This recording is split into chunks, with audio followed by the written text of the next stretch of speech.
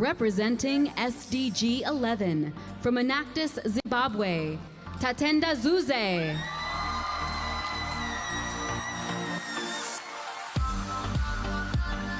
Well, when we're thinking of the environment, we always just think of trees, but actually there is another part of the environment which is all about where we live, in cities. Most of us live in cities. So why is that an SDG problem?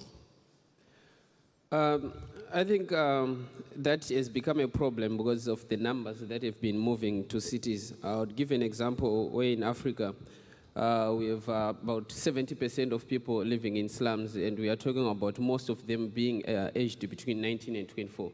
So we're looking at an age group where most of them, they haven't started any families. And if they continue staying in such an environment and their families start to grow, you would find that the number of people that continue to stay in slums will obviously increase.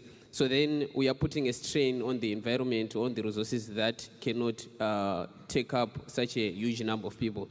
So I think it's an SDG problem that really needs to be addressed. So then in terms of sanitation or provision of services, that becomes a challenge, and most governments, especially in the developing world, they can't finance that. So then it becomes a problem that encompasses a lot of things. So it's really an issue.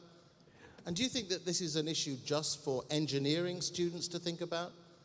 I think it's an issue for everyone to think about. It's an issue where everyone has to take up the challenge and try to come up with solutions. Because if you look at urbanization, we are talking of people moving from one place to another. So they also need incentives for them to stay where they are so that they do not continue to put pressure on resources that cannot take care of them. Thank you. Thank you.